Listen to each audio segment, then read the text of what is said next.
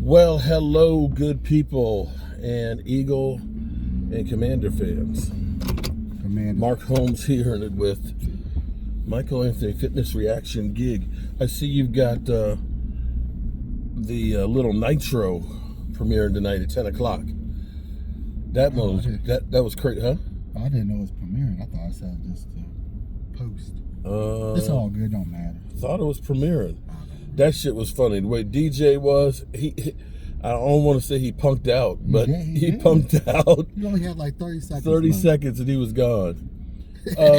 Well, it's you know what the problem was? The ice cream was right in front of him, and the ice cream must have tasted better than the pain. That shit hurts. I don't think I'll ever do that again. I did it. Well, you did the chip. The chip. I did the chip bad. for. The chip's nowhere near. I did chip for charity, man. But you did it twice. That ain't no lie. I don't know how Jed did two at one time. Jed is he is a rodeo rider. So here's the thing, man. I put it up already. Timing is everything. You know, with YouTube, it's funny for me because you get all the people that hate you and stuff. He's putting 10 videos a day. I may have a goal of trying to put out 10 videos a day, and I will say that every one of them are different than the other. I mean, from, in the morning, my morning coffee to going fireside chat, and you never know where I'll be. And it's when news breaks on the Cowboys. We heard about Pete Carroll. The Cowboys may have interest in Pete Carroll. We've talked about Jory Epstein thinks that Jerry Jones is in no hurry to try and get this thing done. And we've talked, actually I didn't talk about Des Bryant. Des Bryant is happy as can be because he still hates Mike McCarthy, but he put it out there.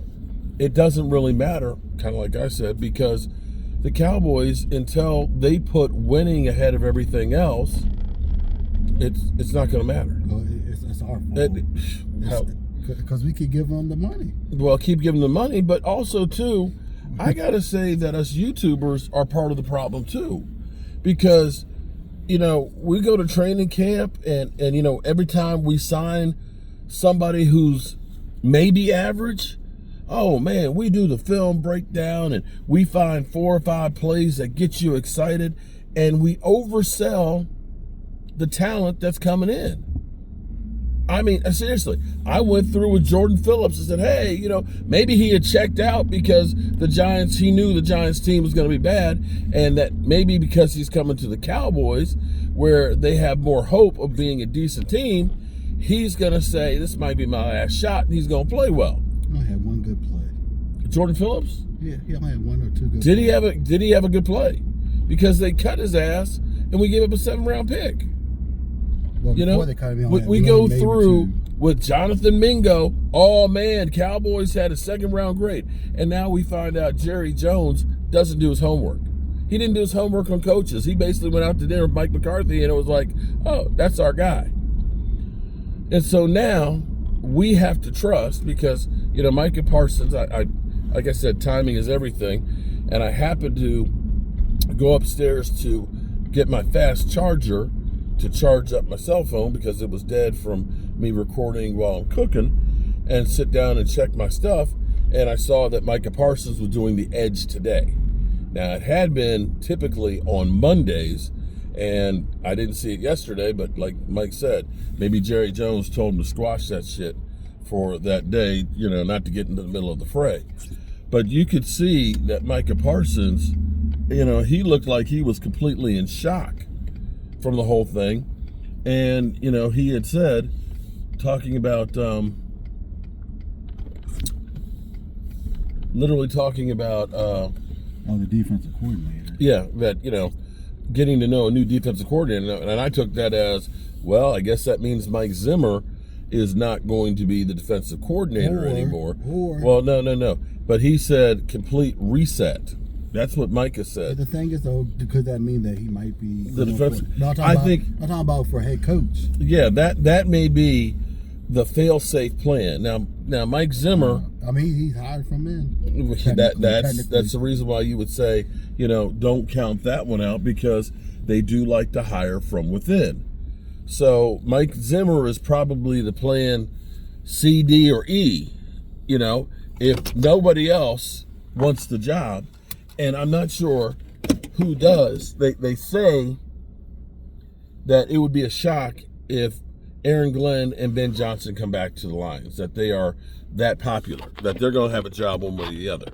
Now, Aaron Glenn has worked for the Cowboys. He has worked for the Cowboys, so you could see them, because Jerry Jones, like I said, he doesn't like to do his homework. So if he gets somebody there that he knows, he's good with that. Oh, yeah, well, we remember Aaron. Yeah, he can do the job without really investigating it. So the hard part on this, because I know a lot of people are excited, yeah, get his ass out of here, is when you start thinking about this, blowing it up or hitting the reset or whatever you want to call it, you're still relying on Jerry and Stephen Jones, Dumb and Dumber, the guys that screwed up for the last 30 years, for those same guys now to try to find a solution. They haven't been able to find a solution for 30 years. Why do we think that all of a sudden now they're going to be able to? I don't have any faith in it. Do you have any faith in it? As long as they're making money, I don't think there is no faith in it. And even funnier to me is hearing everybody who's got, if you look on X or Twitter or whatever you want to call it, everybody's coming up with all these scenarios for trades for Dak Prescott. So that way you can trade Dak Prescott and get their draft picks to get Sedor. But that's an oxymoron. What? Because there's no trade clause. Yeah, there's that. And you're willing to eat $100+ million. And mind you, let me ask you, let's think about this for a second. Think about it for a second. If you were in a position like the Giants or the Titans or one of these teams to draft Sedor Sanders because you needed a quarterback, or even Hunt, why would you trade for an aging quarterback that's got a big cap hit than just eliminating the middleman and drafting him for your team? If you're the Giants, you're looking at basically starting over.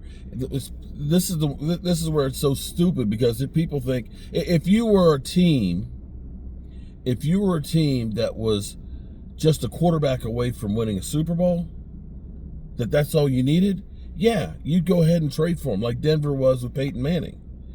The Giants have so many needs. Trading your draft picks, 3 or 4 picks for a quarterback when you don't have an offensive line or a running back or all these things makes no sense at all.